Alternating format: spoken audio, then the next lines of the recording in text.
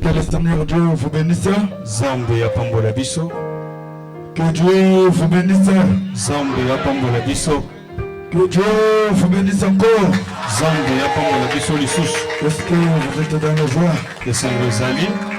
Vous remarquez bien mon micro si ma voix est enrouée. Nakosenga bayo basana bilobeli bo matisa mingonga na biso zali bien te. Que je suis toujours dans un roi. Zali kaka na bankumu moko. Chapitre 18.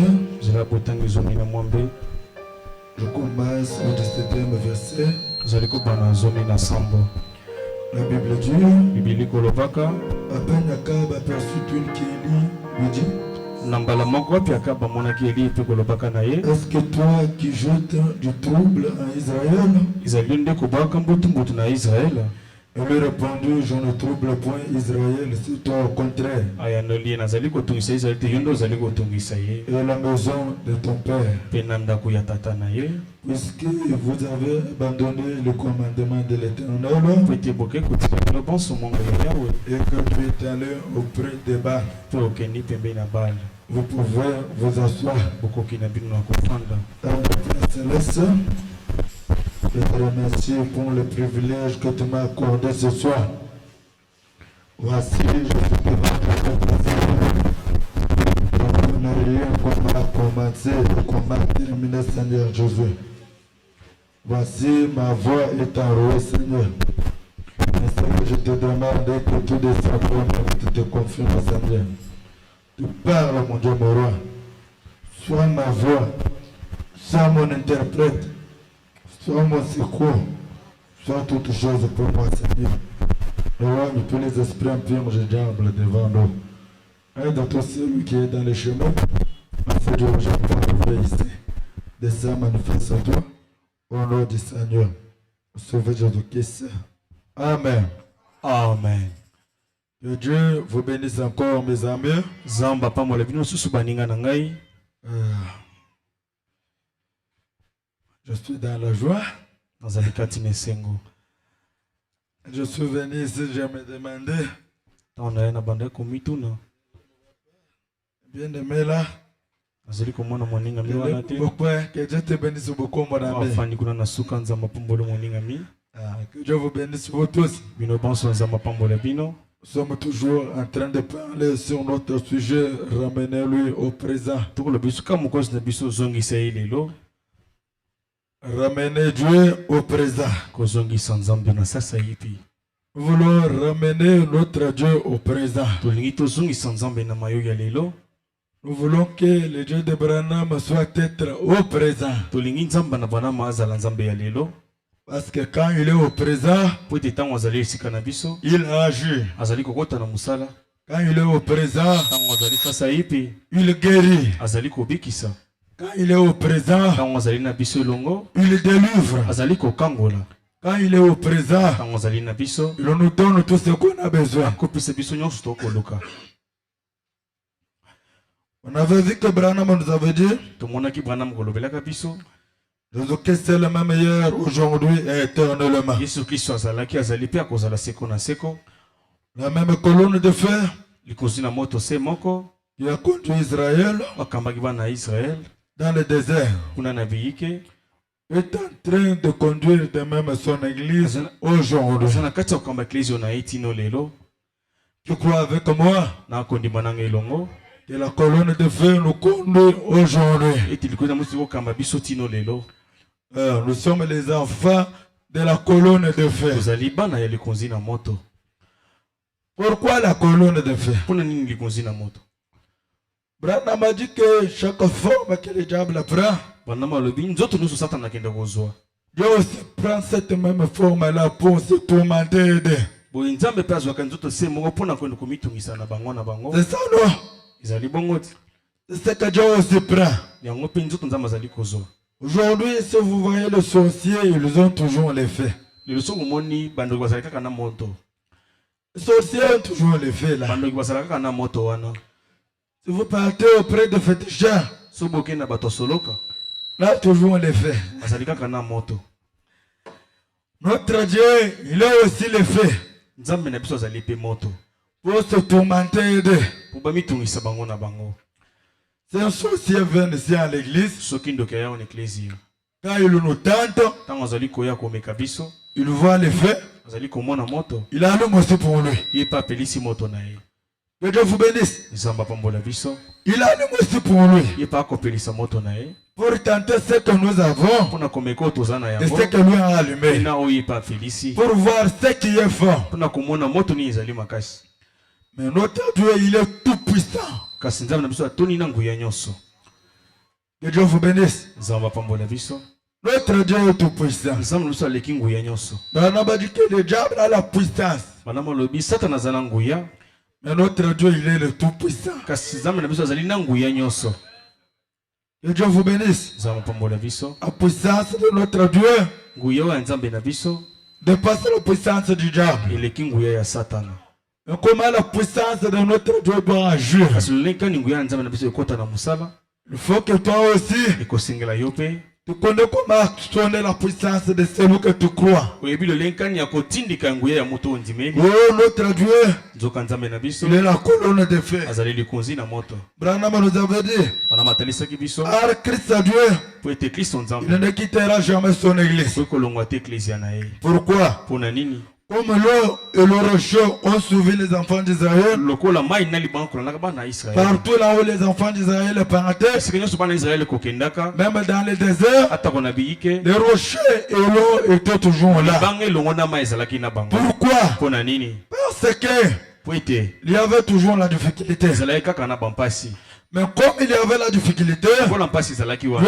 avait déjà pourvu toutes choses pour leur Nzambe voyage. asili kolengela nyonso mpona mobembo na Je bango. crois que quand nous sommes sur la terre, Ntango tozali awa na la mabele, Bible dit nous sommes des pèlerins voyageurs. Biblia tozali babembuku mpe baleki nzela. Il y a toujours la difficulté, Ezali kaka na bampasi, il y a toujours la maladie, ezali kaka na bokono, il y a toujours toutes choses. ezali kaka na makambo nyonso. Mais Dieu Kasi Nzambe est toujours là azali kaka pour wana pourvoir à nos mpona besoins. kolengela na baposa na biso.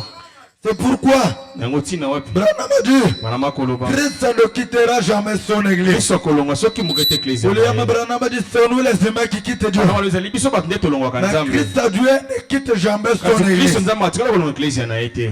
Branham a dit, Bana makoloba. car comme Dieu poussa Moïse Lolenkani Nzambe atindikaki Mose. de quitter tout ce qui était cher pour lui, Ozalaki motuya mpona ye. de laisser toutes choses, Ya kotika makambo manso. d'aller dans le désert Kende kuna na biyike. pour aller écrire la loi de l'Ancien Testament. Wakende koma mobeko ya mami na kala.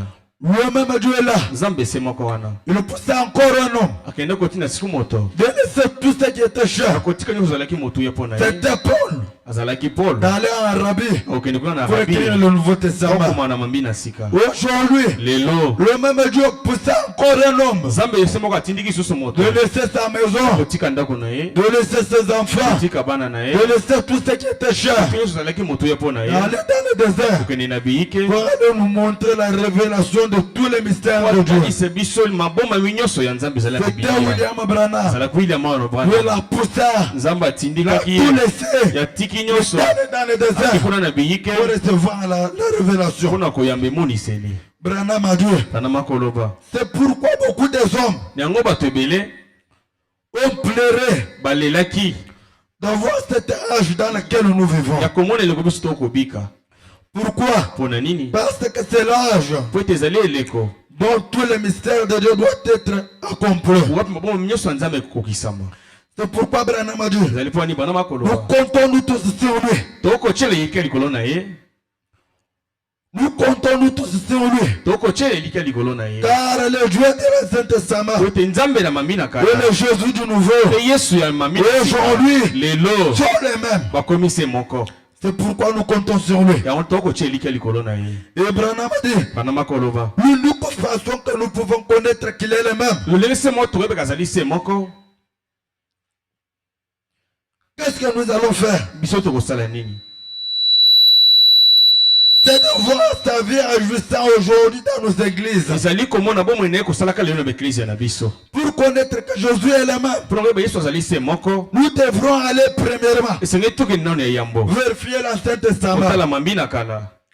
voir ce qu'il a fait, Kotala oyo asalaki kuna na kati. ce qu'il a parlé, Oyo alobaki. ce qu'il a promis. Voilà kaki. Comment il a agi. Tolenka na salaki musala na ye. Après voir dans la Sainte Testament, Comment na mamina kala. nous partons dans le nouveau. Kena mambina sika. Voir comment il a agi. Tolenka na sali musala Voir na ye. comment il a fait. Comment il kana sali Nous makambo na ye. prenons l'ancien. Tonzi mambina Nous kala. prenons le nouveau. Tonzi mambina sika. Nous le mettons. Tosangisi Nous les yango. comparons Toke okanisisi yango. avec ce que Dieu fait. Nzamba ko sala tino lelo. Quand nous allons voir, Tango que tokomona. ce sont des mêmes résultats. Ezali kaka bianose moko.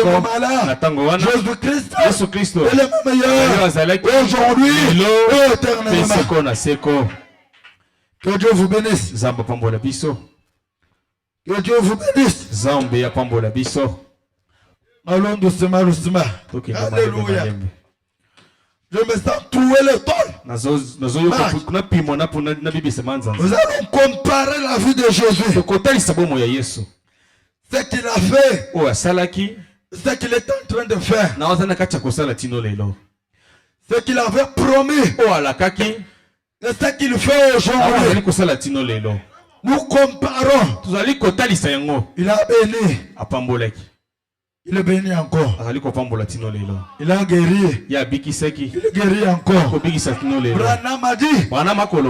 Aujourd'hui, les gens ont adopté la loi du diable. Il y a un temps pour naître. Il y a un temps pour mourir. Nous tous nous connaissons. C'est pourquoi vous mourrez. Vous avez adopté la loi du diable.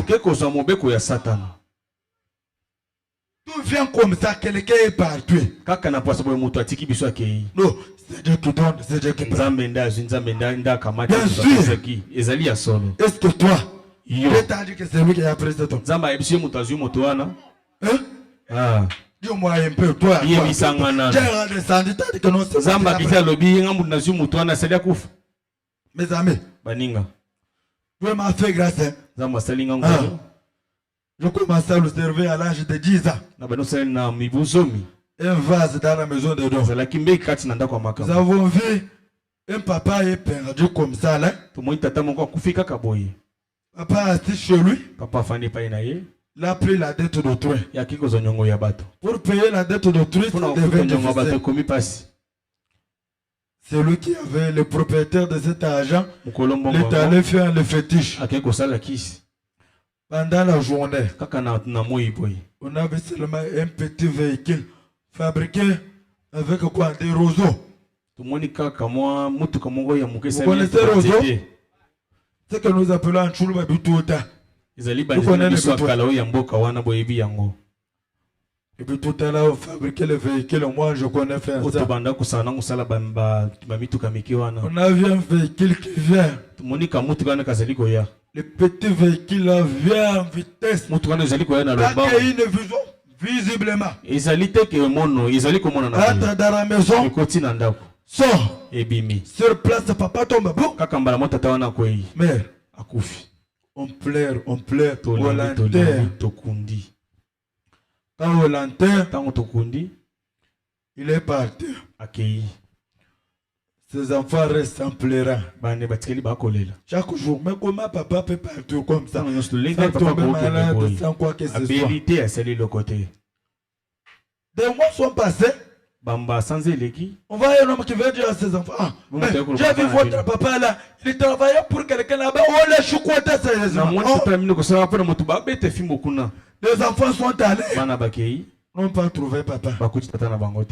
Chaque jour, après du mois. Ils sont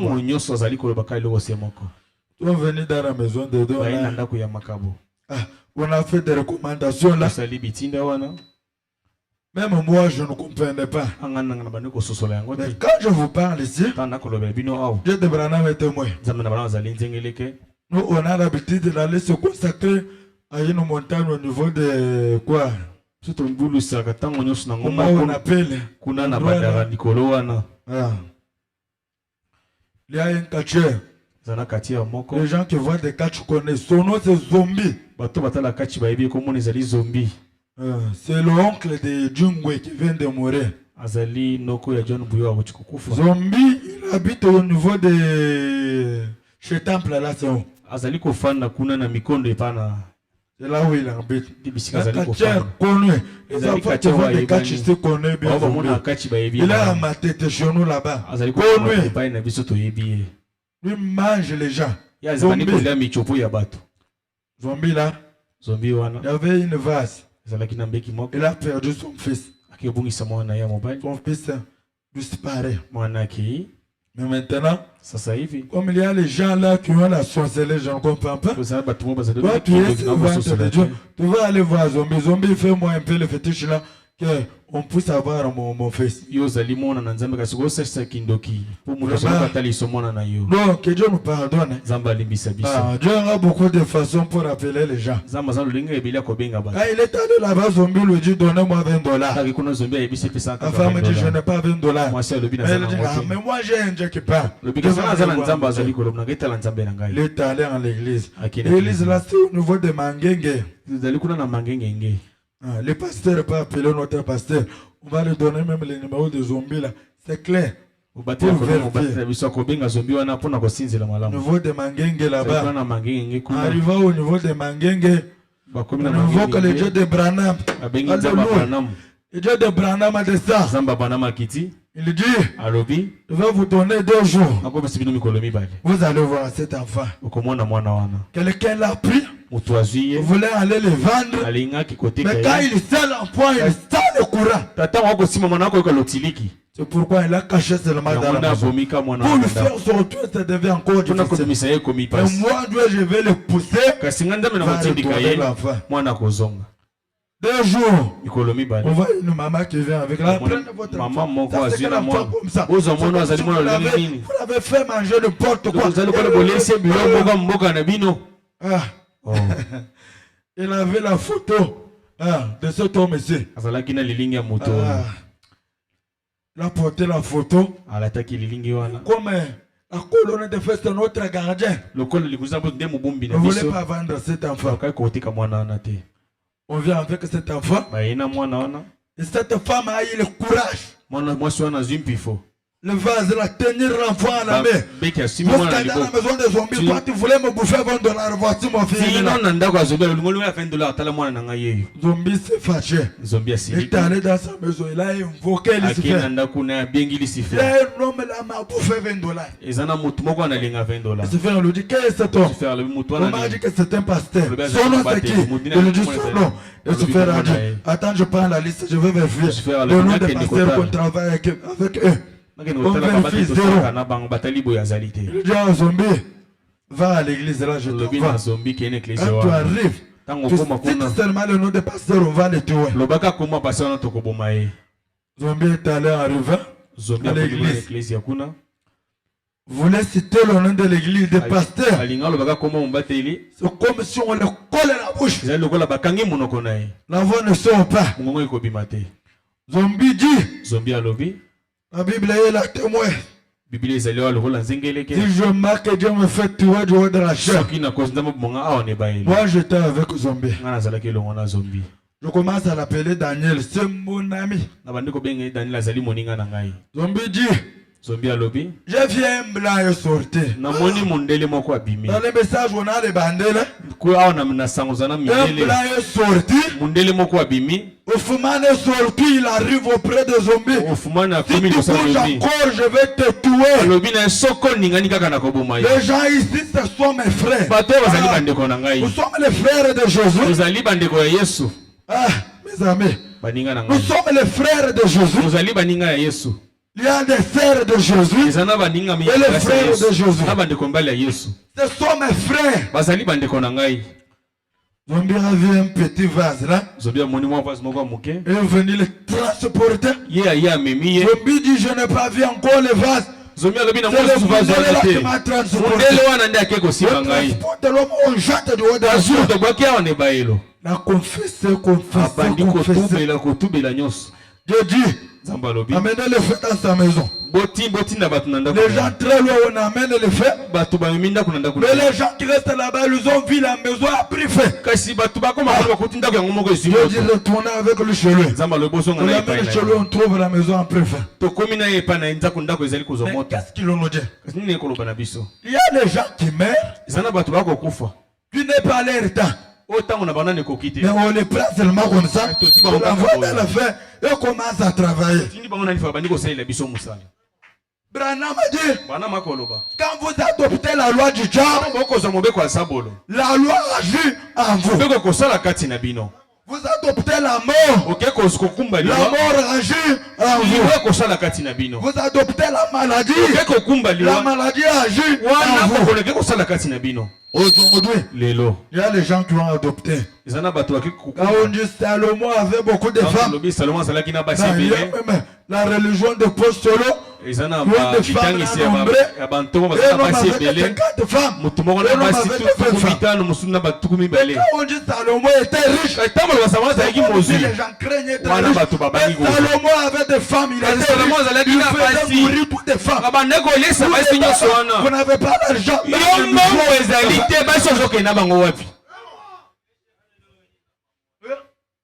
Vous adoptez la loi du diable. La loi agit en vous. Branham a dit, si on adopte la loi de Dieu, la loi de Dieu agira en nous. Si j'adopte que je deviendrai milliardaire, je serai milliardaire. Mais toi, tu adoptes la loi du diable. Et je vous bénisse. Branham a dit, c'est pourquoi nous comptons sur Christ. Beaucoup de gens ont pleuré pour voir aujourd'hui.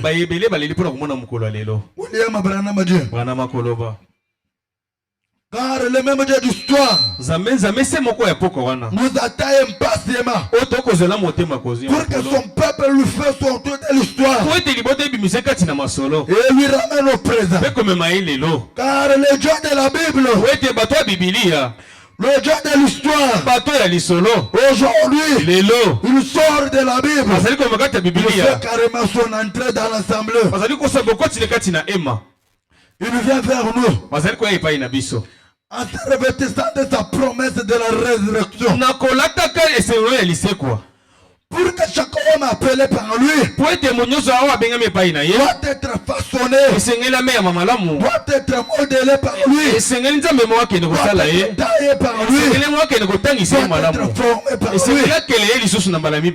pour qu'il ne fasse jamais de compromission avec ta parole, pour qu'il puisse révéler les défis du diable. On avait vu encore que Branham nous avait dit, quand Dieu a créé l'homme, il n'a pas créé l'homme pour recevoir des traitements médicaux. Car dans l'homme, il avait de quoi se guérir. L'homme était équipé, et il était lui-même son propre unité de soins. Que Dieu vous bénisse. L'homme avait tout. Branham nous avait dit encore, en tant que chrétien, Dieu nous a comparé aux colombes. Car la colombe a une constitution différente des autres oiseaux. Car il n'est pas un hypocrite. C'est pourquoi, en tant que chrétien, je m'identifie à un groupe qui sent le esprit de Dieu. Comme je suis chrétien, je suis identifié à un groupe qui sent l'esprit de Dieu. À un groupe qui sait qu'il est dévoilé,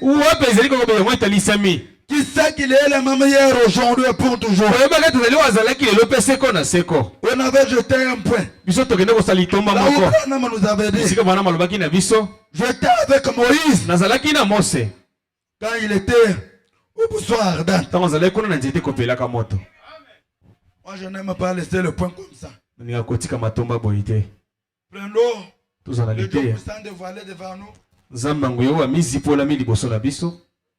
Prêché lundi le 29 juin 1964 soir. Il termine lundi le 29 juin 1964. Je suis au paragraphe 189.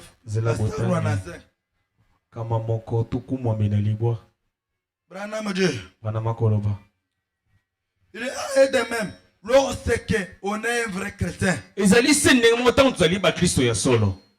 Vous devez vous identifier es chrétien, Ntango ozali mo Kristo. il faut être identifié. Esengeli omitalisa malamu. Je suis chrétien, Ntango ozali mo Kristo. je dois être identifié. Esengeli omitalisa malamu. J'ai prêché avec Moïse. Ngai nake kote ilongo na Mose. Nous sommes dans le message. Tozali kati na songo. Quand on met les télévisions, Ntango tokota bitando ike. et que balle, les gens qui sont là, Esengeli otanga kokosa bana na Nzambe te. mais moi je parle aujourd'hui, Nga nakoloba lelo. je vais tenir demain. Nakotanga lisusu lobi. La Bible dit sondez les Écritures. Bibili lobi tokende kosinzela malamu likolo ya makomi. Parce que c'est en elle Po ete ezali kati na makomi. là où vous aurez la vie éternelle. Bisika pe bokozwa bomoi ya seko. William Branham a dit, William Branham azali koloba. comme Moïse jura, Lokola Mose alapaki ndai. il dit, Azali koloba. je jure, Nazali kolapa ndai. pour celui qui doit observer la loi de Dieu Nyonso akosinzela mobeko na Nzambe. sera élevé. Ye akotombwama. Si on a encore le temps, nous allons lire. Soki ngongo ezali tokotanga yango. Branham a dit, aujourd'hui, Branham alobi lelo.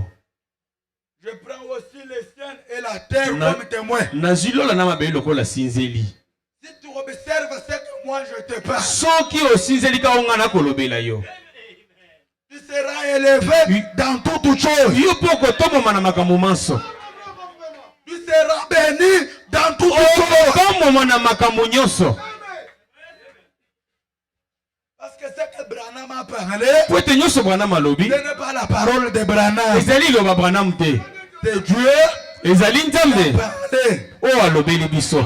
Mais il dit, Kasi akoloba. je suis identifié Na Yesu amitalisi. à un groupe qui sent que l'Esprit de Dieu est là. Na etuluku bakolo ke molimo wa Nzambe ezali À wana. un groupe qui sent que Dieu a été dévoilé. Etuluku koyeba ke ete Nzambe amizipolaki liboso na bango. La Bible a dit, Bibili kolobaka. il va révéler le mystère caché. Les Akotalisa mabombami. Balobi moko te.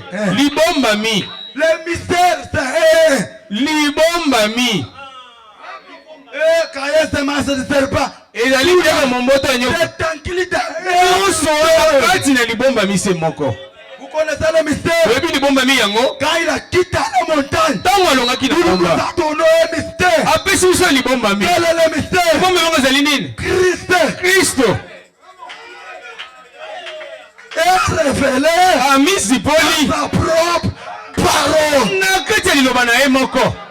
La révélation de Christ, c'est quoi? Emonisela Kristo ezali nini? Branham a dit, Branham akoloba. nous devrons connaître Esengi toyeba. comment il a parcouru dans tous les âges. Lolenge na tamboli na bileko nyonso. Il a quitté aux paternités. Aloba kuna na kibotata. Il devient filiation. Akomi mwana. Il quitte aux filiations. Alongo na kimwana. Le Saint-Esprit. Ye akomi so elimo santo. Aujourd'hui, Lelo Christ Kristo personnifié amitalisi dans l'homme. kati na moto.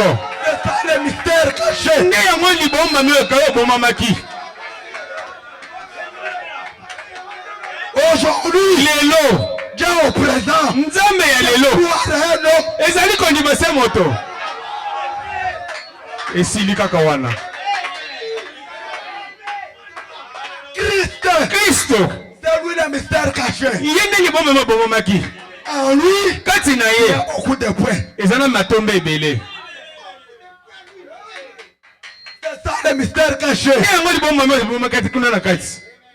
Branham a dit, Branham akoloba. je suis identifié. Yesu amitalisi. J'ai prêché avec Moïse. Nateye elongo na Mose. Ou plutôt avec Noé. Azalaki elongo mpe na Noa. J'ai averti les gens du jugement imminent. Ngai nake koloba na bato ya monake kopesa etumu ya mpwasa. Vrai chrétien. Kozalaka mokristo ya solo.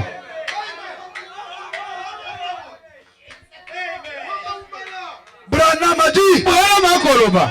quand il a créé les cieux et la Ntango terre, mokelaka lola mpe mabele. il a appelé les anges Abengi venez bamwanshi nyonso boya. sur la terre. Awa na mabele. Il y aura un homme de William Branham. Kozala na moto ya William Branham. Il prêchera l'évangile. Akote ya sango malamu. Dieu l'a connu Nzambe ayebaki ye. avant la fondation du monde. Yambo mokili ekelama. Toi aussi. Yope. Tu étais dans le plan de Ozalaki na mwango ya Nzambe. C'est ça le message. Nde yango sango.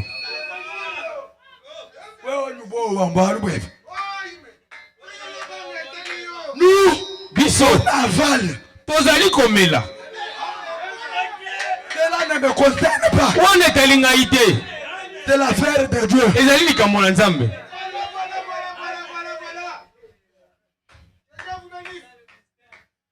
J'étais avec Moïse. Nazalaki na Mose.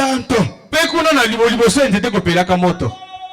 Quand la colonne de fer descendue, Tango likozi na moto ekende kokita. Branham était là. Branham pe azalaki wana. Toi aussi. Yope. Tu étais là. Ozalaki wana.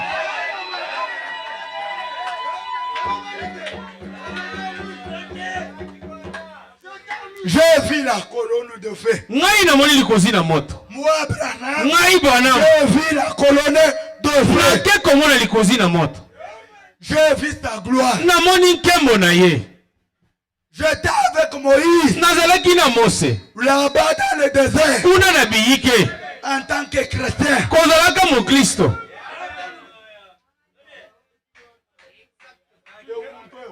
Moto oyo. Wakala. Azaya kala. Wakala. Asili konuna. Tika na yebisa bino. Les gens qui adorent Branham. Bato bakongumemela Branham. C'est un petit doctrine. Ezali kama itangisi moko muke. D'ailleurs, c'est que toi tu crois là. Bala musoko ni mana. Yango eleki. Dieu à Moïse. Nzambe lobi na Mose. Je te fais Dieu. Na mi na sali Nzambe. Je Pharaon. Liboso afalo. Comme lokola bango. Son de Pharaon. Bazali bafalo. Bazali kongumemela Branham te. Mais Moïse, kasi Mose, il était prophète. Azalaki mosakoli. Les enfants d'Israël. Liboso abana Israël. Comme toi, lokola yo. Israélite spirituel. Yo azali bopona ya lola. C'est ton prophète. Branham azali pe mosakoli na yo. Simple. Yango azali apaka ka bongo. Simple comme l'eau à boire. Kaka lokola maya komela. Que Dieu vous bénisse. Zapambola biso. Que Dieu vous bénisse. Zama pambola biso. J'étais là-bas dans le désert. Azali kuna na biyike. En tant que chrétien, Kozalaka mo Kristo. je dois être identifié avec tout ce que Dieu était. Esenge na miteza na nyoso Nzambe azalaki. Comme il était la colonne de feu. Azalaki likozi na moto. J'étais dedans. Ngana azalaki na kati. Comme il était la parole. Azalaki liloba. J'étais dedans. Ngana azalaki kati ya liloba. Oh. Mais Job n'avait pas la révélation. Job azalaki moni selité. Job. Quand je fondais les terres à terre, tu étais où? Il a manqué comment répondre. Mais Branham m'a dit, si j'étais là, physiquement, et non spirituellement,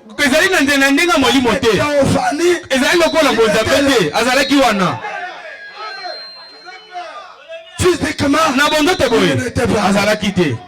Si j'étais physiquement, je pouvais dire à Job,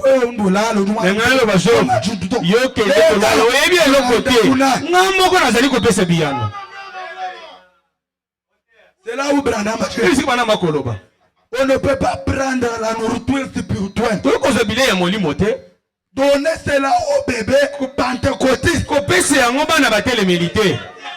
C'est que je parle de la nourriture spirituelle. Si tu es bébé pentecôtiste, tu ne comprendras pas.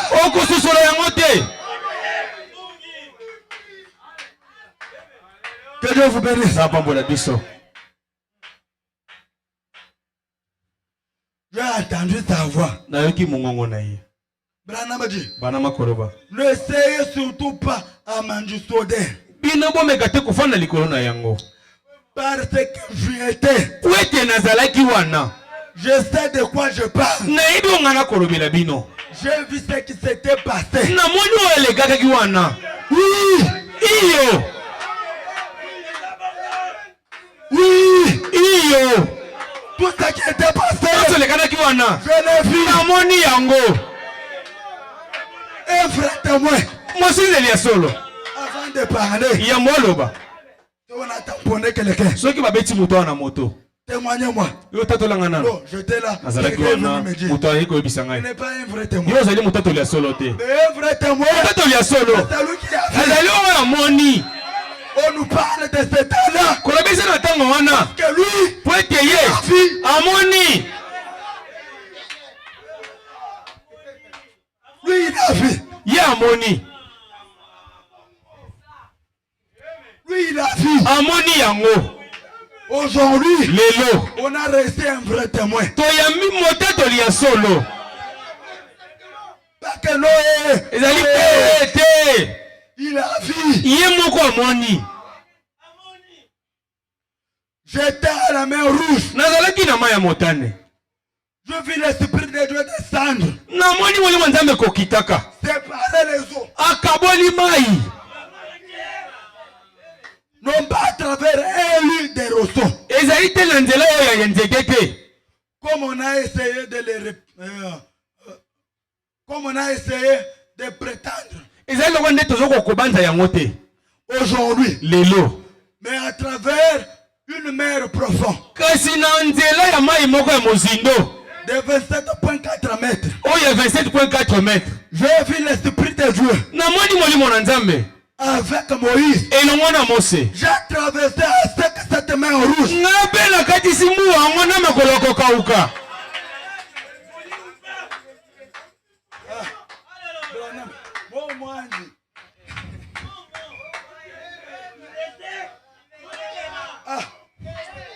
J'ai traversé avec Ye pe bwana makatisi makolo ya kokauka. cette mer rouge. Ma ya mutane wana. J'étais aux montagnes de Sinaï. Nazalaki pe na ngomba ya Sinai. J'ai vu les éclairs. Namoni mingali. Et la foudre tombée. Pe na kake kobetaka. Parce que j'avais vu. Non. Ezali te namonaki. Namoni yango.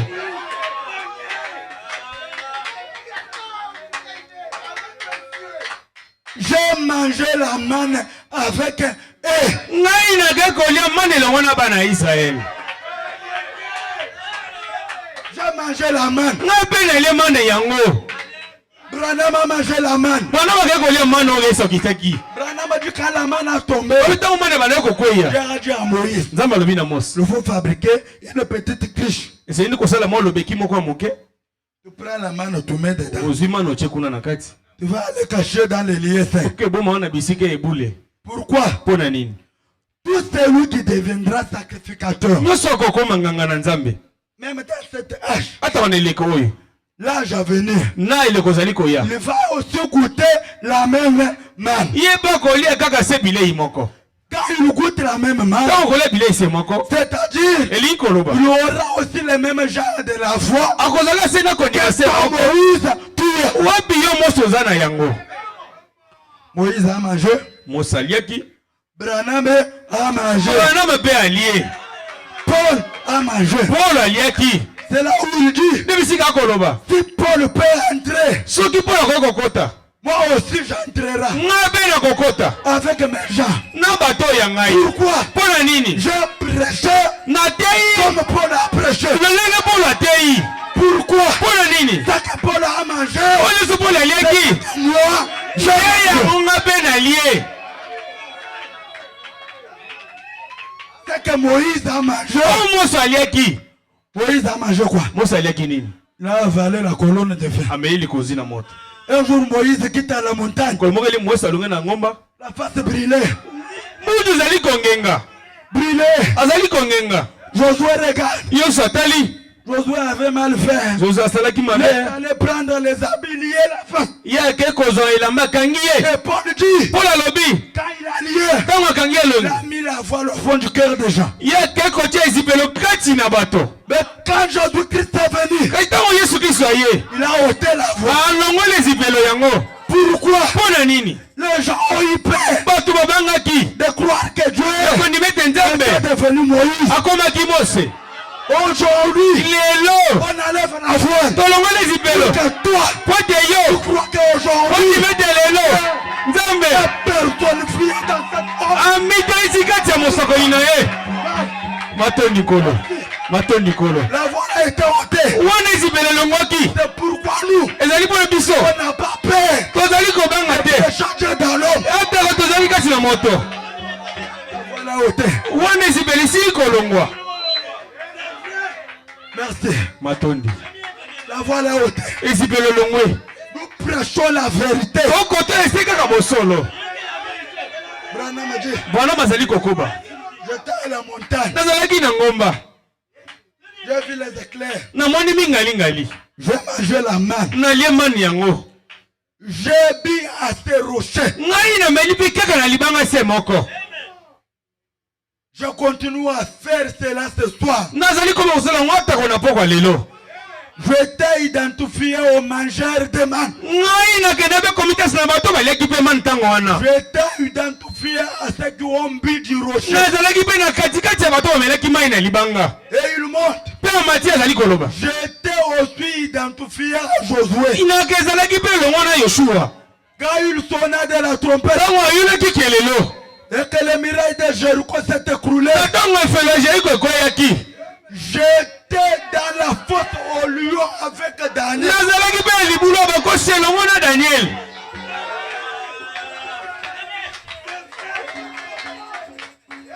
J'étais dans la fournaise ardente avec les enfants hébreux.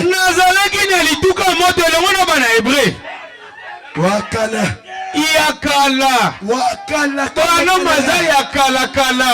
Aujourd'hui, Dieu l'a déjà élevé. Il n'a plus moyen de la baisser. Dieu l'a déjà élevé. Merci Seigneur. Matondi Kolo. Merci Seigneur. Matondi Kolo. Merci Seigneur. Matondi Kolo. Dieu l'a déjà élevé. Zambasili kotombolaye. J'étais aussi identifié à Josué. J'étais aux forces du lion. J'étais dans la fournaise ardente avec les enfants hébreux. J'étais avec Élie aux montagnes du Carmel. Maintenant, il va nous relater ce qui était aux montagnes du Carmel. Il est un vrai témoin. Branham a dit, ce jour-là, Dieu dit à Élie, va dire à Akab. Élie arrive. Akab, il n'aura ni plus ni rosé, ni ma parole. Élie est parti. Branham a dit, quand j'ai envoyé un homme avec ces messages, quand il proclame les messages, quand les gens rejettent, Dieu retire l'homme, le jugement frappe. Dieu a retiré Élie. Il est allé à la montagne. Dieu dit à Élie, va à la montagne. Je veux ordonner au corbeau. On avait vu que le corbeau, c'est un type d'impayen. Et ce jour-là, comme nous adorons un Dieu inhabituel, il fait des choses inhabituelles d'une manière inentendue pour accomplir ses produits. Vous êtes allé pousser le corbeau qui était des païens. William Branham a dit, le corbeau était devenu serviteur de Dieu. Dieu dit au corbeau, va aller nourrir mon fils là-bas. Parce qu'il a pris position pour moi. Laisse-moi te parler. Quand tu prends position pour Dieu, tu prends aussi position pour toi. Dieu a dit à Élie, tu boiras l'eau de Toré. Le corbeau vont t'apporter à manger.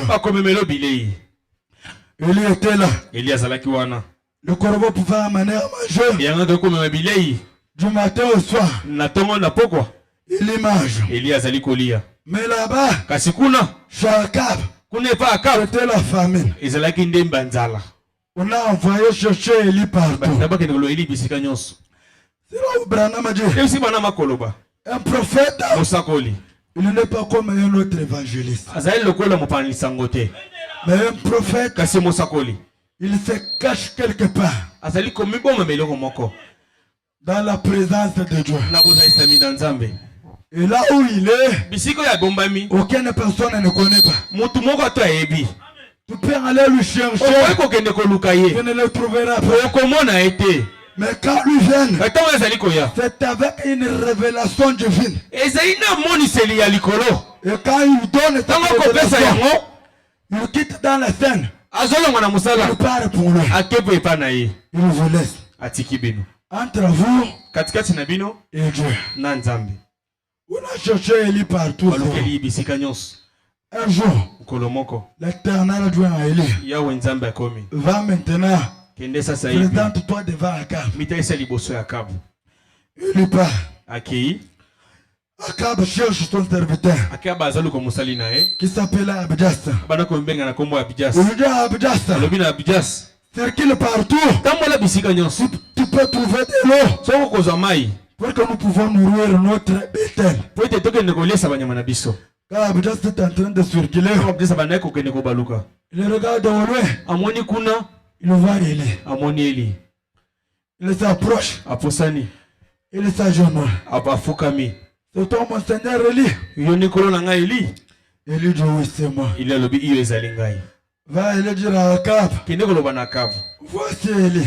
Tala Eli ya yeyo. Abdias dit, ah, Abijas alobi oh. quel malheur que tu vas me chercher encore aujourd'hui. Mabene azali kolukela ngai susu lelo. Il n'a plus aucune ville. Eza na bomo imoko Il te. n'a plus aucune nation. Eza na Que nous sommes allés te chercher. eza na mboka moko te moto ke koluka Et quand yo. on venait dire à Akab qu'on ne t'a pas vu, Kasi tango toke koloba Akabu ke il tomona jurait aux te. gens là pour le tour. Alabaki ndena bato na pa boma bango. Si je peux quitter, Kasi nga ko kolongo. l'esprit de l'Éternel peut t'emporter. Molimo nzambe ko komema yo. Je ne sais pas là où il va te laisser. Na ebite bisike ke ndokotika On yo. peut venir avec Akab. Ko ko elongo na On ne Akabu. te trouvera Ko pas. futa yo awate. Akab va me trouver. Akaba ko boma ngai.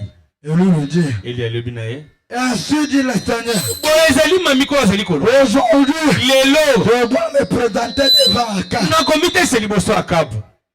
On est allé dire à Akab, Paki koloba na Akabu. Élie est là.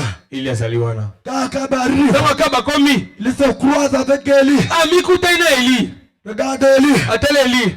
c'est toi qui jettes du trouble à Israël. Ebi ono koboka mutu mutu na Israël. Élie dit non, Alobi te. moi je ne trouble pas Israël. Ono kotungisa Israël te. Et au contraire, c'est toi qui troubles Israël. Kasi yo ndo ozali kotungisa Israël. Pourquoi? Pona nini? Tu as abandonné le commandement de l'Éternel. Oke kotika mwango ya Yahweh. Tu es allé auprès de Baal. Oke pembeni na Bali. Branham a dit, Bana makoloba. c'est lui qui a eu l'épée du roi. Oh azwi mopango nkumu. C'est lui qui a ramassé l'épée. Oke kolokota mopanga. On peut l'appeler qui le trouble. Toko kobenga azali kotungisa. Pourquoi? Pona nini? L'épée de Dieu Pe mopanga na Nzambe. est très tranchant. Yango ezali kokata Et makasi. comment que l'épée commence à brûler, Tango ebandi kongenga. l'épée amène toujours la séparation. Wana mopanga makabo kabwani. L'épée sépare. Mopanga Il kabolaka. prend le corps. Azwi Il nzoto. le pose ici. Etie kotoyo. Il prend la chair. Azwi etikali. Atiki kotoyo. L'épée sépare. Mopanga ezali kokabola. Comme Élie avait l'épée, Okoki ezalaki na il mopanga. sépare toujours. Abandi kokabola Et kaka. quand Akab voit la Tango séparation, Akabu amoni bokabwani. l'appelle cela que du trouble. Abengi yango ezali mitungisi. Et pourtant, Nzoka. Élie ne troublait Eli pas. abandi kotungisa Élie te. amène la séparation. Kasi Eli abandi komasa bokabwani. Élie d'aujourd'hui, Eli ya lelo il sépare. azali kokabwani. Parce qu'à la montagne, Po ete kuna na ngomba. là il est près du roi. Kuna azalaki mopanga nkumu. Mais vous avez dit que ce n'était pas une vision. Na biso ezalaki emono te. Quand on aurait le temps, Tango azalaki nous wana. allons lire. Totango tokotango Ce n'était tokotanga. pas une vision. Ezalaki emono te. L'homme là a touché le pas du roi. Tu wana simi mopanga nkumu. Alléluia. Amen. C'est pourquoi, Ezali tina wapi? quand il proclame son message, Tango kotatola sango na ye. il sépare Azali kokabola. le corbeau là-bas, Atiki yanganga kuna. le brebis ici, Atiki bapate kotoyo. le tortue là-bas. Azali kotika bato babwakisami kuna. Et le tortue ne comprend pas. Wana nkoba azali kososola te. Quand le tortue ne comprend pas, Tango nkoba azali kososola te. il allume la colonne de feu. Azali kopesa likuzi na moto. Il prend le feu. Azwi moto. Il prend son jambe de tortue. Yake kotia na mokili ya nkoba. Le tortue va prendre feu. Wana nkoba okima mbangu. Aujourd'hui, lelo nous allons allumer les feux. kopelisa moto C'est au pied du tordu. kotia na makolo nkoba Le tordu wana nkoba va nous laisser. akotika biso. C'est toi qui jettes du trouble. Yo ndoko boka mitungisi. Moi je ne trouble la personne. Ngana kotungisa te. C'est toi qui troubles. Yo mondo yakotungisa. Maintenant, Sasa hivi va aller rassembler tous les prophètes. sangise liboto nyonso. Partout à la montagne. Toke ni na ngomba. Nous allons voir Tokomona qui est Dieu. nana zali nzambe. Si vous partez avec cette situation, Soki bokena lite ya oyo. l'homme de Kentucky dit, Muto ketika zali koloba. quand il était avec eux là-bas, Kama ozalaki na bango kuna. moi j'étais là. Nga pe nazalaki wana. J'ai vu. Namoni oyo esalemi. Allez à la montagne. Toke na ngomba. On arrive à la montagne. Tokomi na ngomba. Il est Dieu. Alobi. Comme vous êtes nombreux, Lokola bino mozali ebele bato abala. vous allez commencer. Bino bobanda nano. On va préparer le taureau ici. Tozali kosala oyo ezali Nous ngombe allons awa. faire quelques sacrifices. Tokosala mwambeka moko. Celui qui va faire descendre le feu, Okokitisa moto awa. c'est celui qui sera Dieu. Ye nde akozala nzambe. Il regarde le peuple. Eli atali libota. Peuple, Libota. jusqu'à quand Ti mukolo nini. clochez-vous de ces deux côtés? Bokozala na ngambo mibale. Pourquoi? Pona nini? Le père du roi Mopanga nkumu. est déjà descendu. Esili kokita. Le père du roi où? Kumu mpanga wapi? Dans un homme chauve. Na oyo ezali basuki ya pembe. Il était chauve. Wana suki ezalaki libanzi. Avec quoi? Na La nini? barbe. Namu na ezali mandefu. Alléluia. Amen. L'homme chauve. Moto ya libanzi. Gardez ça en esprit. Bobo muona mulimo na bino. Chauve. Moto ya libanzi. Avec la barbe. Na mandefu. Le père du roi. Kumu mopanga. Dans un homme. Ndakati na moto. La mène la séparation. Ezali ko maboka bwani. Vous. Bino. Jusqu'à quand clocherez-vous de ces Si wapi bozala bato ya bilongi mibale. Si l'éternel est Dieu, allez Soki. auprès de lui. Bala zali nzambe okende epai na ye. Si c'est Baal qui est Dieu, allez Soki auprès de ezali lui. nzambe nde yanga boye epai na ngai. Branham a dit, Branham ake koloba. les prophètes de Baal, Mosakoli ya Bala. comme les gens avaient foi à eux, Lokola bakozala na kondima kati ya basakoli wana. pouvaient prier, Bakoka kobondela. quelqu'un trouvait la guérison. Moto azwi lobiko. Mais ce jour-là, Kasi mokolo wana. la présence d'un homme de Dieu Ozalisi ya moto na nzambe. a bloqué le diable d'agir. Eke kokanga nzambe olakota na mosala. Laisse-moi te dire, Tika na lobela yo. ta présence Bozalisi na yo. peut empêcher les sorciers à envoûter. Ekoma kokanga satana akende koloka yo. Tu arrives, hein, Okomi wana. Yo kaka koyekaka boye. Nani abengi yo awa. Tika na yebisa bino. Boyebi wazali kobanga te. Likuna mutu okotama nango wana. Ezali kobanga na milimu nyonso ya mabe. Eli alobi. Comme vous vous êtes nombreux, Mokolo bino basolo bozali ebele. commencez. Bobanda nanu. Nous allons prier l'Éternel Okobondela Yahweh. pour faire descendre le feu. Akitisa moto. Le matin, Na tongo. nous allons chanter, Bayembi. danser, Bayoke kobina. chanter, Bake koyemba. danser, Bake kobina. prophétiser. Bake kosakola. Midi, Na moi. Élie a commencé à rire. Elia bandi koseka. Élie a ri, Elia le seki. midi. Branham a dit, Bana makoloba. si ma femme m'aide à m'écrire une lettre, Soki mwasi na ngameda sainga lokasa. toi tu prends, tu lis, Yo ozi otangi yango.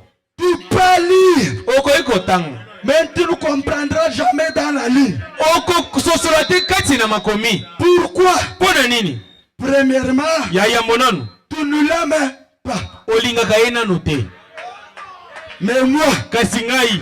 si j'apprends Soki nazwi. avec l'amour, Na bolingo. je vais comprendre tout ce qu'il a dit. Nakososola nyonso ya komi. La Bible, Biblia. c'est un livre d'amour. Ezali buku ya bolingo. Nous, Biso. les amouriers de Dieu, Bao tolingi nzambe. quand nous les lisons, Tango tokotanga nous yango. comprendrons entre lignes. Tozali kososola kati na milongo. Quand Dieu est ressuscité, Tango nzambe asekwaki. Natongo. C'était le bruit. Midi. Nasimata. L'histoire. Na pourquoi? L'homme lui-même personnifié. Dieu mon corps, Mitel ici. Avec des cicatrices. Nabapota. Quand il montre les deux disciples. Tango kota isaba yako mibale. Voici la cicatrice. Pota la bapota yango. Quand il a fait quelque chose. Tango asele loko moko. Qu'il faisait quand il était dans tango ndoko sala tango za yaki yana yambo. Pour croire que Jésus-Christ est le même Dieu. Pona kondimaka. Aujourd'hui. Yesu azalaki. Azali pese kona seko. Ce qu'il faisait. Kota bana ko sala. Ce qu'il a fait frère. Kota bana sa salaki. Azali ko sala siko. Comparé. To tout ici yango. Ce qu'il a fait quand il était en vie. Pourquoi salaki tango azalaki na bomoi? Quand il refait l'histoire. Tango ko sala ngona pourquoi? Cléopas. Nzambe. Et son ami. Na moninga na. Ils ont laissé tout. Batiki nyoso. Seulement le soir. Kaka na pourquoi? Ils ont couru. Bango bakimi. Elle a dit aux autres. Kono kabla ba muso. Réellement. Solo. Yeah, c'est qui? C'est Dakar. Ezalaki tango nini? Le soir. Na pourquoi?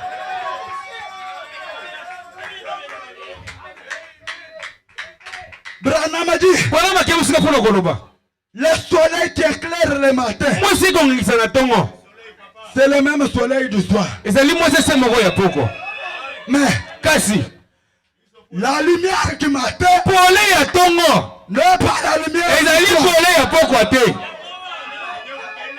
Mais kasi c'est tellement cette même lumière. Ezali c'est ka pole moko. Mais le soir, kasi na poko. Il éclaire trop vite. Azali ko ngisa na lombongo. Et il devient fort. Pe komi makasi. Pourquoi? Pole nini? Conformément aux semences du soir. Talisaka na mombato ya pokwa.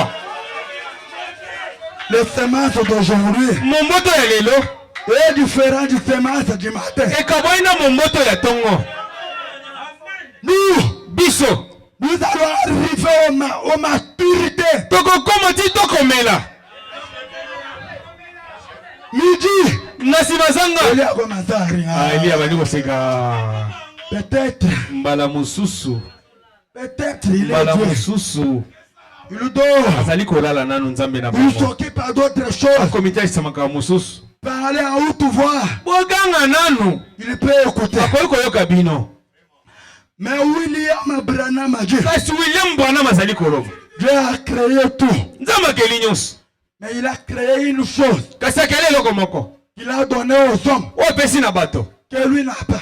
Oye azana yango te. Vous connaissez? Boyebi. C'est le sommeil. Ezali pongi. Il ne dort pas. Ya lalaka te. La Bible a dit. Biblia koloba. Il y a des gens qui se prosternent devant les idoles. Ezali bato bako mumamela bikeko. Ils ont les yeux. Bazana miso. Ils ne voient pas. Bazali komona te. Ils ont les oreilles. Ana matoi. Ils n'entendent pas. Akoyoka te. Ils ont la bouche. Bazana munoko. Ils ne parlent pas. Bazali koloba te. Mais celui qui garde Israël. Soko bomba Israël. Il entend. Akoyoka. Il parle. Azali koloba. Il voit. Te akomona. Partout là où tu es. Ici aussi ozali. Si tu l'appelles. Soko biengie. Il écoute. Azali koyoka. Il t'appelle. Pe akiti. Il t'appelle. Pe alobeli yo. Oh merci. Oh mutamuntu. Maï. Mato Nicolo. Trône commence à bouger. Wana bani koningana. Trône bouge. Wana ngwana ze koningana. Midi. Nasimazanga. Et nous commençons à Ele bani kosika. peut-être. Mbala mususu. Il s'occupe à d'autres choses. Akotela makambo mususu. Prière à haute voix.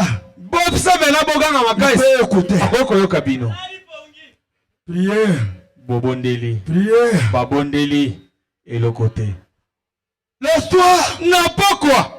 Et lui, il est même observe. Ili mo wasile na lobi ah. Ça, c'est la distraction. O ezali makelele. On n'a rien qu'on fait ici. Elo mo sala ezali te. La Boke ndo kosame lokola bana mike. Bosame lokola bana mike. Bible dit. Bibile koloba. Eli a rétabli premièrement les sacrifices. Ake kozongisa nanu ne bandelo ezali mbeka. Voici, je vous enverrai Élie. Botana watalise bino Eli. Il va faire quoi? Akosala nini? Rétablir. Akozongisa nanu. Il a rétabli les sacrifices. Akekozongisa mbeka. Il a ramassé 12 pierres. Akekozama bango zomi na mibale. Conformément aux 12 tribus d'Israël. Kotalisa ganda gisa zomi na mibale bana Israël. Il a creusé. Il a keko chumbola. Il a pris les bois. Akeko azuba nzete akeko chia. Il a pris les sacrifices. Azumbeka yango atie likolo. Il a cherché de l'eau. Akeko luka mai. Pourquoi de l'eau? Pona nini mai? Baptisez premièrement les sacrifices. Batisela ya mombeka. Baptisez-les. Batisa nanu. Baptisez. Ocha ya mai. Baptisez. Batisa nanu. Baptisez. Batisa lisusu. Jusqu'à tel point l'eau commence à couler. Mai ya bandiki ni mopanzi. Élie arrive. Élie a commis.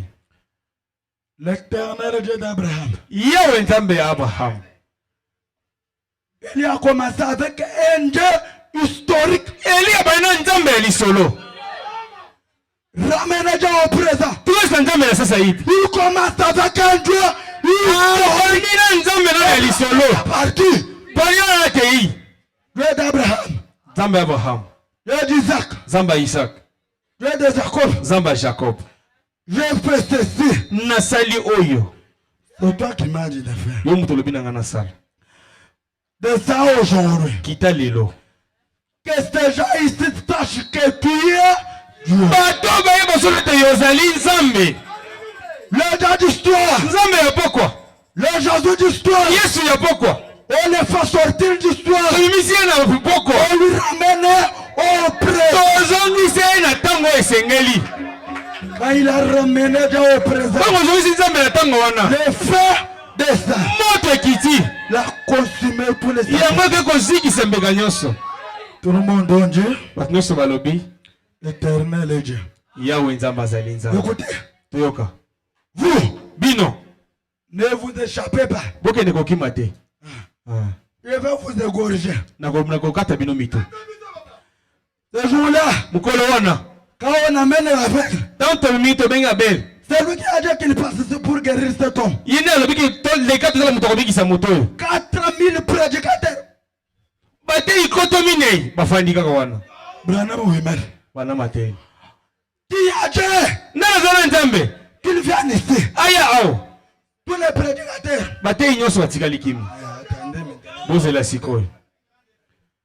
Quand il arrive, vision de ça. Et mon kiti. Just. Na bengani. L'homme commence à voir. Vous. Bino. Ne fuyez pas. Je vais vous baptiser vous tous. Je vais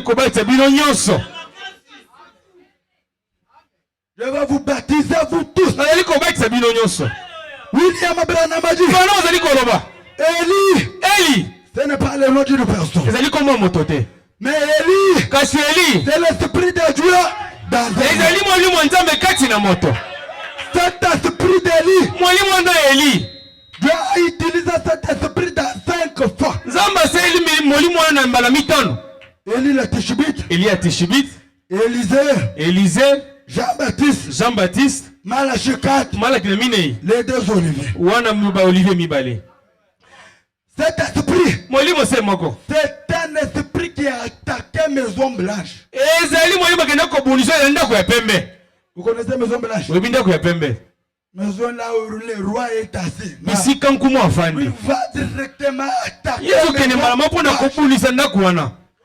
Élie le Tishbite. Il a attaqué Akab. Élisée Jézabel. Jean-Baptiste Rôle. William Branham. Amérique. William Branham a dit. Koroba. Je vais terminer par ici. Écoutez. Hébreux chapitre 3. Ebelonzela misato.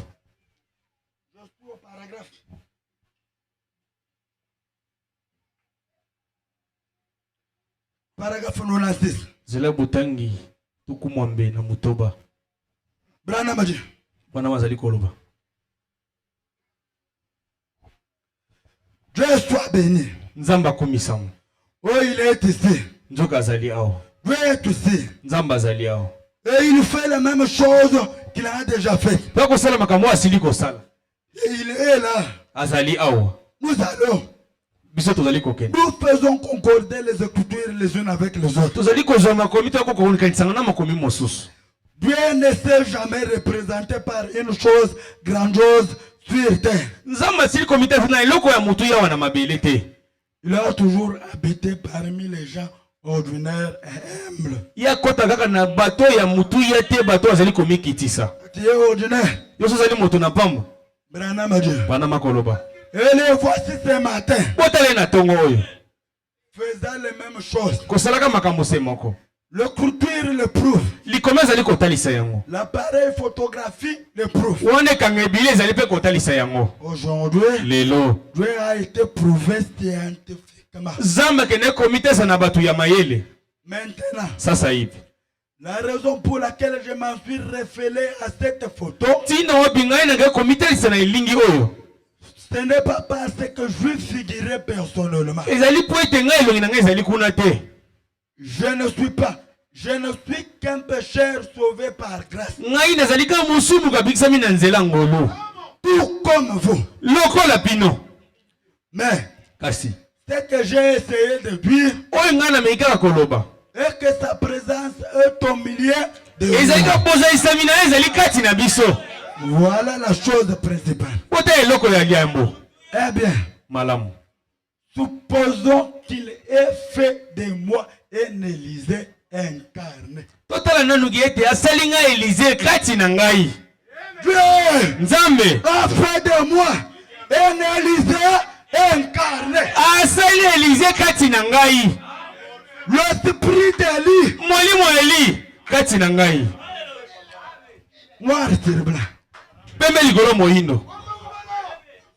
Et que vous n'ayez pas eu la foi pour croire cela.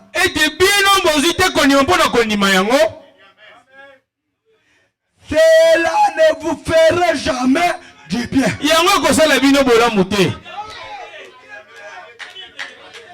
Il est venu chez les saints. Les saints l'ont pas réussi. Si vous ne me croyez pas que je suis un Élysée incarné, mon don ne vous fera aucun bien. Un jour, une femme de Stéphie avait l'appendicite. Le talent à Branham pour qu'il prie pour lui. Quand il dort, il voit dans une vision. Il voit une montagne là. Et l'homme montait à la montagne. Chauffe. Libanzi. Je vous avais dit quoi? Chauffe. Libanzi. La barbalo. Mandef milai. Anton sur les épaules. Kazaka na mapeka. Quand les vents soufflent les mains. Stéphie dit. Stéphie a lobby. J'aimerais aller voir cet homme-là. Je dois lui parler. Il prie pour moi. Que Dieu m'aide. Je vais passer à l'opération. Stéphie a monté à la montagne. Il arrive. Il parle à l'homme. Prie pour moi. Que Dieu m'aide. L'homme lui répondit. Et Stéphie dit. L'homme là était en l'ouest. Et ses regards à l'est. Quand je commençais à parler, l'homme n'a pas retourné. L'homme regardait toujours à l'est. L'homme me demande. Stéphie, quel est ton désir? Au piscine de Bethesda, quand on trouve un homme couché, Jésus lui dit, veux-tu être guéri? Branham a dit, il fait quelque chose à votre demande.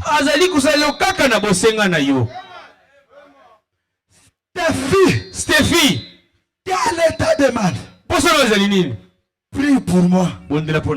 J'ai besoin de passer à l'opération. Que votre Dieu me guérisse. Quand Steffi a écouté, Tango Steffi a yoki. Premièrement, quand Steffi s'est approché, Il y a un moto Steffi a poussani. elle a dit, Oh, la façon que cet homme s'est rassemblé, le lengue mutwana maneko il lukogana. était un Élie immortel. Azalaki Eli okufaka te. Il a vu Élie. Amoni Eli okufaka te. Mais quand la voix d'Élie immortel sort, Kasi tango mongo Eli okufaka te bimi. c'était la voix de William. Ezalaki mongo William Marion Branham. C'était quoi? Ezalaki nini? Montrer à Steffi que Bota si Steffi ete. voici Élie. Bota Eli elelo. Un jour, Mukolo moko. Élie immortel. Eli okufaka te. Il est allé prêcher quelque part. Keko te esika moko. Il prêche. Atei Il voulait retourner. alingi azonga. Comme le vent a soufflé, Oh mbebe tikuna la kolikolo. il appelle frère Branham. Bengende ko bonhomme. On n'aura pas la décollation de l'avion maintenant. Dolenge ya pepe matezalité. L'avion va décoller en 7 heures. Pepe ko matana 7 heures. L'immortel dit, c'est bon. Ko fakata le bien ezali malamu. Pourquoi je l'appelle immortel? Po na bengo ko fakate. Il dit, Alobi. si on vous dit que je suis mort, Suka yesu ngai na kufi. ne croyez pas. Boni mayango te. Ne croyez pas. Tika la kondima yango te. C'est quoi? Nzoto oyo. Peut aller dans le temps. Oko ke na elita. Mais la terre au famille Kasi bonzambe. est ici. Eko ezali kaka ao. Même toi aussi, Ata ko yope. tu es immortel. Ozali okufaka te. L'immortel dit, Wana okufaka te alobi. c'est bon. Ezali malamu. C'est une bonne chose. Ezali loko moko malamu. Rappelez-moi vers 7 heures. Boyebisa ngai na 7 heures. Il a pris les papiers, Ye azwi likasa il a commencé à écrire. abandi kokoma. Il a lu la Bible, Atangi bibilia il a prié. abondeli. Vers 6 heures, Na ngonga 6 heures il se rêve. atelemi. Laisse-moi te dire, mon ami, Tika lobi so moninga na ngai. quelqu'un peut donner une loi, Muto kopesa mobeko moko.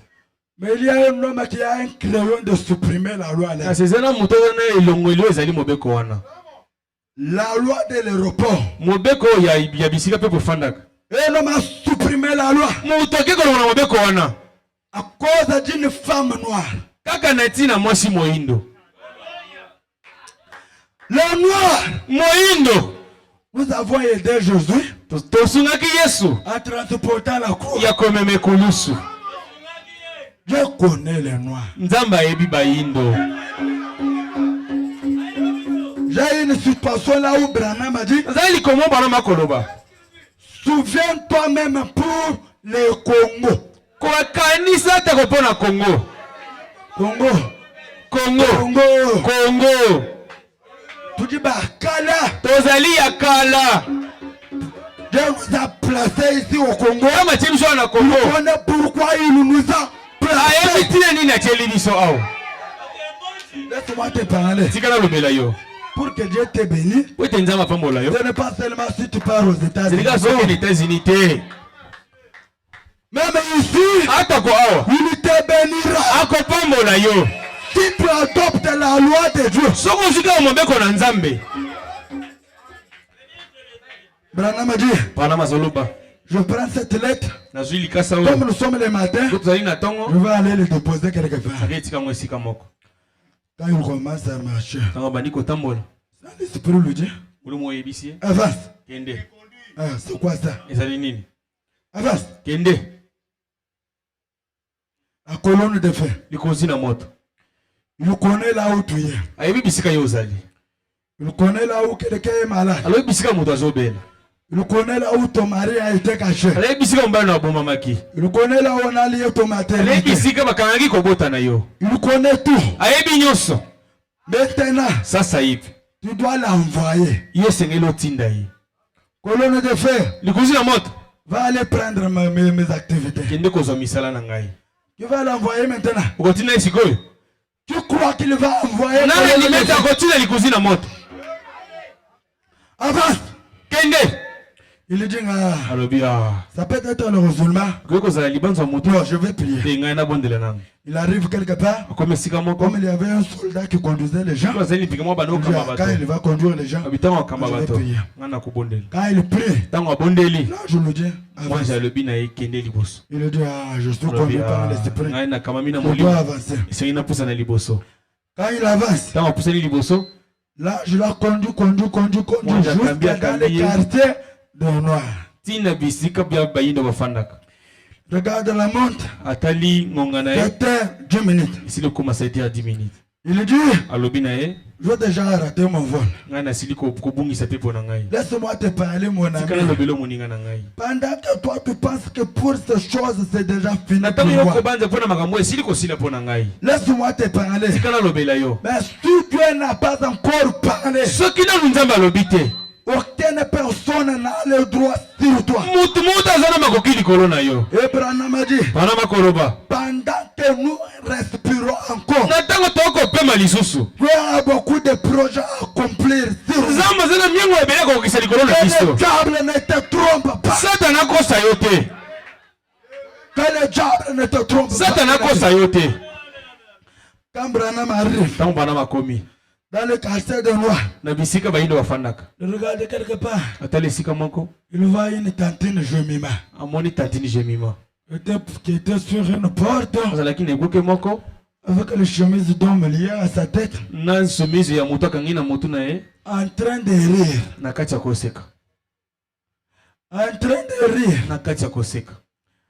Rire quoi? La joie. La joie de quoi? Ma réponse. Et là, oh, si tu peux rire à la joie. Oh, si tu peux rire à la joie. Branham a dit le Saint-Esprit c'est la joie du salut. Quand il s'incarne dans l'homme, elle donne toujours la joie. Je peux rire la joie. Lorsque je vois les Égyptiens dans l'eau, je récupère les tambourins. Je mets dans les pieds. Je commence à jouer. Je danse la joie. Branham arrive. Même Branham ne connaissait rien. Et il dit, je voulais passer. Je voulais. Mais la femme noire, bonjour pasteur. Quand on aura le temps, nous allons aller. Branham a dit même bonjour. Peut bloquer l'âge. Même à une petite salutation. Peut vous faire quelque chose du bien. Mais il y a des femmes ici, il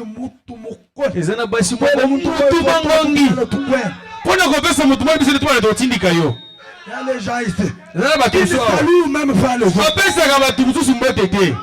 Quand Gabriel est venu devant Marie, première chose, salut Marie. Quand il a descendu, Jésus-Christ s'est apparu devant ses disciples. Première chose, shalom. Que ma paix soit avec vous. Mais toi, tu es impoli. Même salutation pour toi. Ou bien comme vous dites, c'est comme si tu es chef pour continuer.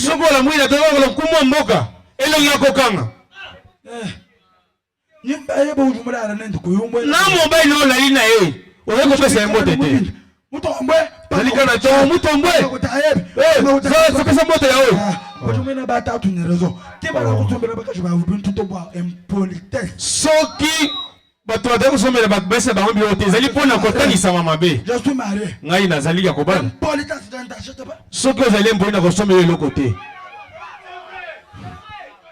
Même devant Dieu. Ata liboso nzambe. Même devant Dieu. Ata liboso nzambe. La façon dont tu t'approches. Tolenga zali ko pusana. C'est la façon que Dieu fait. Ezali longa taba ko sala pona yo. Branham veut passer. Bon linga leka. Bonjour pasteur. Oh mbote mobateli. Madame. Oh. Comment tu as connu que je suis? Moi si lolenga na bika na zali mobateli. Je connaissais que tu vas venir. Ngai na yebaki okoya kakao. Comment? Lolenga kani. Est-ce que tu connais cette histoire de la Bible? Ba Dieu sona bazali kuna na Biblia. Dont Élisée. Wapi Élisée avait donné une femme dynamite. Apesaki kondima na mwasi musunamite. Je le connais. Na Je yebi viens de le prêcher. na otikote yango. Je suis aussi une femme comme cette femme-là. Ngapeza lokola mwasi wana. Je ne m'étais pas au monde. Na bana kobota te. Je demandais à Dieu. Na sengi nzambe. Il m'a donné un fils. Apesinga mwana mbali moko. J'ai fait tout pour élever cet enfant-là dans la gloire de Dieu. Na sengi so na bokola mwana na nkemo na nzambe. Et il a marché avec de mauvais amis. Et ça tombe na baninga mabe. Attrapé une maladie. Ya keko za bokono moko. Mais mon fils là, Kasi mwana nga wana. il est inconscient. Ye azali ko yema wako sala. On l'a amené chez les médecins. Tumeye na bagolo Les kotolo. médecins disent, Adotolo je n'ai balobi. pas encore à faire. C'est déjà fini pour Ya moi. bango ko sala ezalite esili ko sila pona yi. Je ne peux pas accepter que mon fils puisse mourir. Ko ko ndima te mwana nga kufu. Écoutez, Yokana. je vous avais dit, Ebisaki bino. quand l'ange est devenu l'homme, Tango moi jakomi moto. la guérison est devenue double. Lobi ke komi mbala mibale. Du corps Ya nzoto et de l'âme. pena ya molema. Cette femme-là, Mwasi wana. elle demandait une guérison double. Abande ko senga lobi ko mbala mibale. Dieu, Nzambe sauve mon fils. bikisa mwana ngai. Dieu, Nzambe guéris mon fils. bikisa mwana na ngai. Pourquoi Pona nini? l'ange Mwanji et l'homme na moto sont devenus une seule chose? bakomisi eloko moko. L'autorité de transmettre la vie éternelle. Bokonzi ya kopesa bomo ya seko. Dieu Nzambe nous a donné. apesi biso yango. C'est nous qui sommes capables Biso tona makoki de transmettre la vie. ya kopesa bomoi. La femme dit, Mwasi alobi je ne veux pas voir mon fils mourir. ali komona mwana nga kufa boye te. Et il pleure, il dit, Kasi lelo azali koloba je vois sombre, nazali komona molili, je vois noir. nazali komona moyindo. Peu importe ce que mon fils a fait, Ata komasu mwana nga asali, mais je l'aime toujours. kasi ngai nalingi ye kaka. Je ne veux pas que mon fils puisse mourir Nalingi te ke mwana nga kufa et être perdu. pe ya bungisama. La Bible dit, Biblia ezali koloba c'est un oiseau peut oublier. soki nekaka Petit kobosana oiseau. bandika mike. C'est un homme peut oublier ce qu'il a réalité. Soki mwana kako mutu akobosana oyo Mais amekisi, moi, Dieu, kasi nga Nzambe je ne vous oublierai jamais. nakobosana bino te. Cette femme a aimé son fils. Mwasi wana kaka kolinga mwana na ye. La femme d'histoire Mwasi oyo ya pokwa a aimé son fils. ake kolinga mwana na ye. Même dans les péchés. Ata kona masumu. La femme dit, Mwana si alobi j'ai prié toute la nuit. nabondeli butu mobimba. J'ai dit que Dieu, Nayebisa Nzambe tu m'as donné cet enfant. upesi nga mwana oyo. Mais où est ton Élie? Wapi Eliya na yo? Où est ton Élie? Wapi Eliya na yo? Branham dit, quand j'ai ressenti cette voix-là, Tango ngai nake koyoka lisusu mongongo wana. comme il m'a parlé dans Malachie 4, Lokola babelinga na Malaki na minei. j'ai senti c'est comme si l'âme pouvait sortir. Nake lokola mwalema esengeli bimakati na ngai. Je l'ai tapoté, je l'ai dit, maman, Ngai na bite pika na bise je mama. m'appelle Branham. Nakomi benga Branham. Nzambe yebisi nga te makambo ya komba Branham wana te. J'ai dit que où est ton Élie? Ngai nalobi wapi Eliya na yo? Élie, c'est quelqu'un qui a l'esprit de Dieu. Eliya azali mutu azali molimo na Nzambe. Moi aussi, je peux ajouter, Nga mpe koko bakisa. où est celui qui a ton esprit? Wapi mutu azali molimo na yo? Où est-je dans la chair? Wapi Nzambe kasi na nzoto? Comment tu as reconnu que Lenga no ebike na kokoma. vers 3 heures du matin, Ngonga misatu ya tongo. il m'a montré une vision. Nasali mono moko. Un homme qui vient portant une petite veste Mutaya leti kamwaza kama kazaka moko ka langi moko olati oyo. Ah, Ah, Même nos habits ici, tu connais. Nabila moi biso nzamba yebi yango.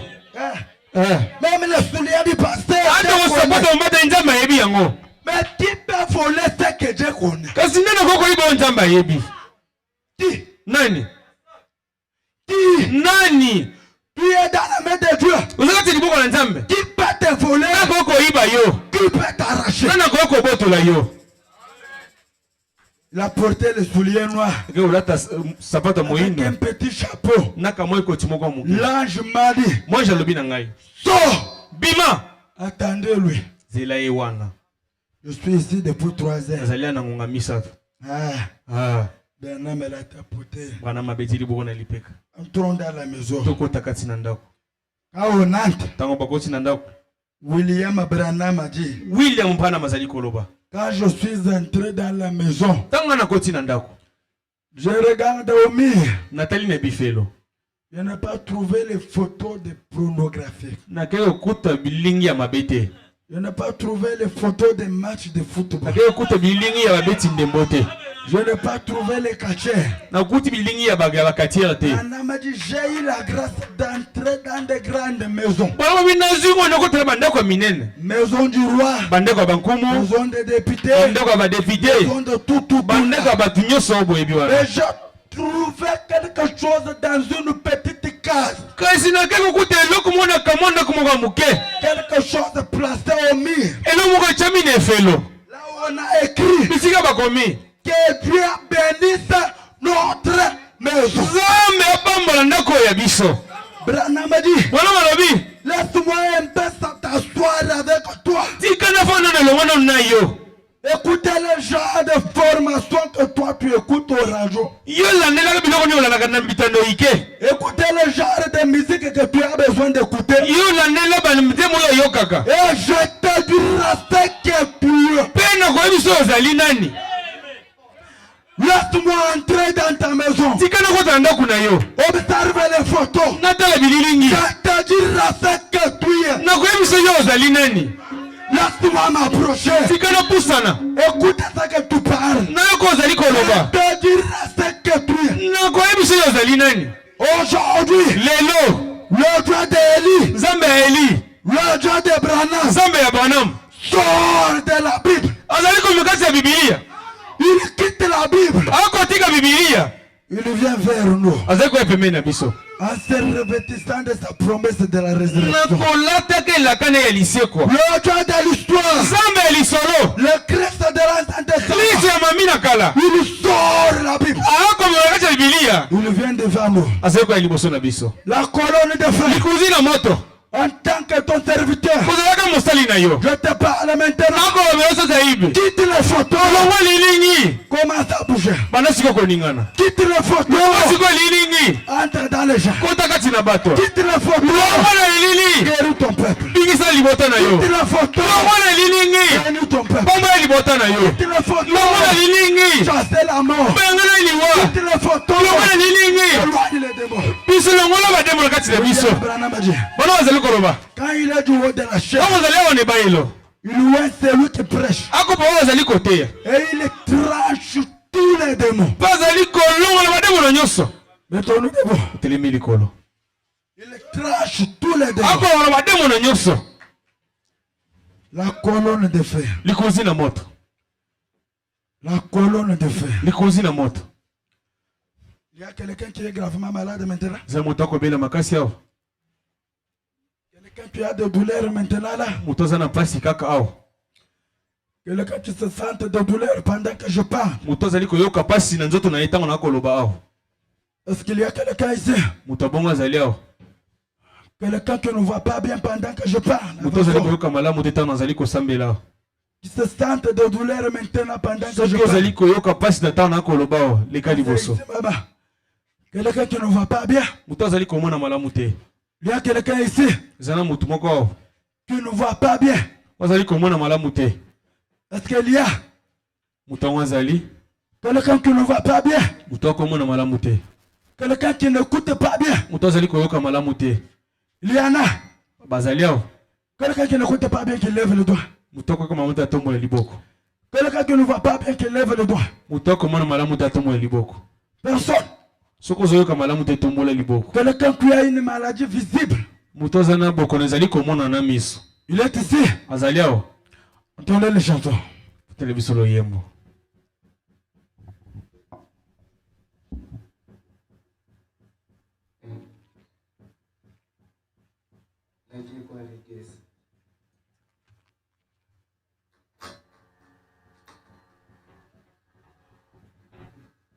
Si inconnu lointain, c'est aimer, je crois, en plein des eaux.